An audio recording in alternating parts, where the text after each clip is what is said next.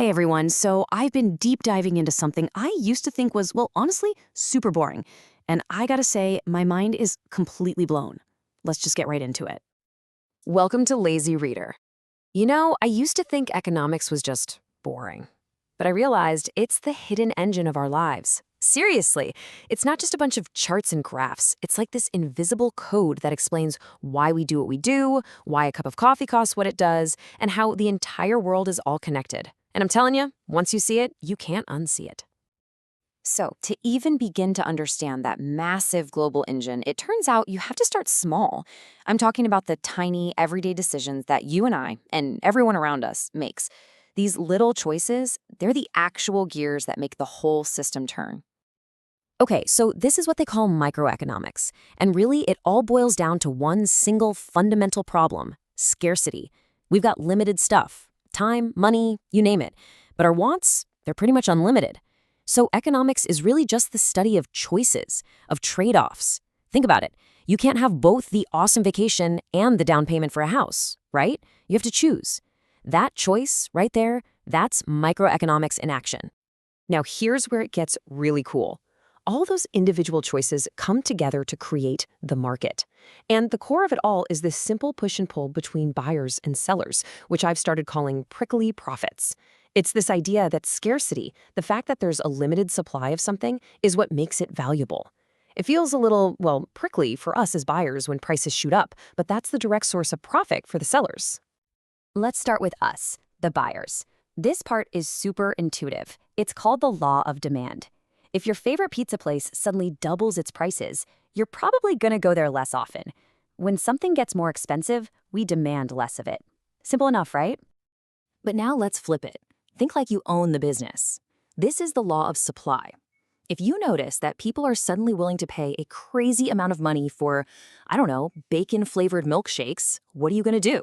You're going to start making a whole lot more bacon milkshakes. Higher prices mean higher potential profits, and that gives companies a huge incentive to supply more. And this is where it all comes together. This chart here shows how those two forces meet up. You've got the demand curve sloping down and the supply curve sloping up. Where they cross, that's the magic point: equilibrium.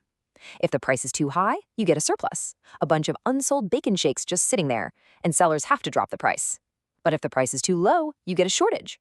Everyone wants a shake and there just aren't enough to go around. That shortage, that scarcity, that's what gives them the power to charge more. It's great for their profits. The market just naturally finds this sweet spot.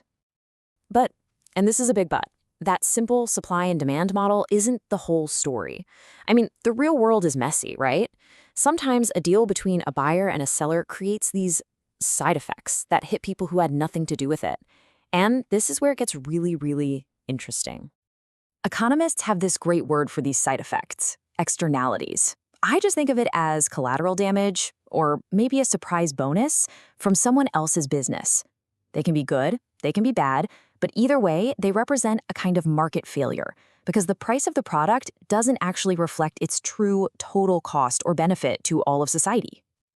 Okay, here are two perfect examples. On the positive side, your neighbor plants this amazing garden. The whole street looks better, and maybe your property value even goes up a little. You get a benefit, but you didn't pay a dime for it.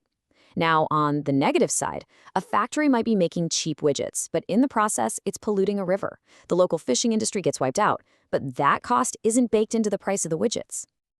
So how do you fix that? Well, this is often where governments step in. If you look at this chart, you can see the factory's own private cost to make something, and then there's the true social cost, which includes all that pollution damage. To close that gap, a government can add a tax. This forces the company to basically pay for the mess it's making. It hits their bottom line directly, which makes it more expensive to pollute and gives them a really powerful financial reason to find a cleaner way to do things. Okay, so we've been looking at the small picture: individual choices, single businesses. Now we're going to zoom all the way out to the big picture: macroeconomics. This is all about how an entire national economy gets steered from the very top. If you want to understand how a country's entire economy is managed, you just have to remember this one metaphor.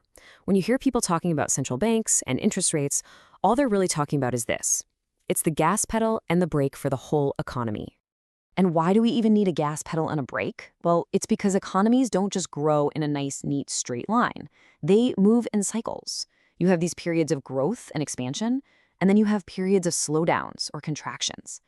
The job of a central bank, like the Fed here in the US, is to try and smooth out those bumps in the road, to keep the car going without overheating the engine or completely stalling out. And here's exactly how they do it.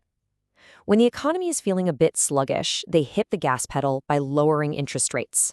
That makes it cheaper for you to get a mortgage or a car loan and for businesses to borrow money and expand. So everyone starts spending more and the economy speeds up. But if things get too hot and prices start rising too fast, that's inflation, they hit the brake by raising interest rates. All of a sudden, borrowing gets expensive, so everyone starts to save more and spend less, which cools the whole economy down. Okay, so we've gone from a single choice about a pizza all the way up to the entire global economy. So, what's the one crucial thing to remember from all this? It's this. Economics is really just a story told on two different levels. At the micro level, it's all about our individual choices driven by scarcity and how that push and pull of supply and demand sets the price for literally everything. But sometimes that system has unintended consequences, those externalities, and that's when governments might step in. Then, at the macro level, you've got the central banks acting like the drivers, using interest rates as the gas and brake to keep the whole economic car running as smoothly as possible. It all connects! So, from the price of your coffee in the morning to the interest rate on your savings account, it's all part of the same invisible engine. And now you know how to surf the market waves. I really hope this was as eye-opening for you as it was for me. Don't forget to like and subscribe for the next breakdown.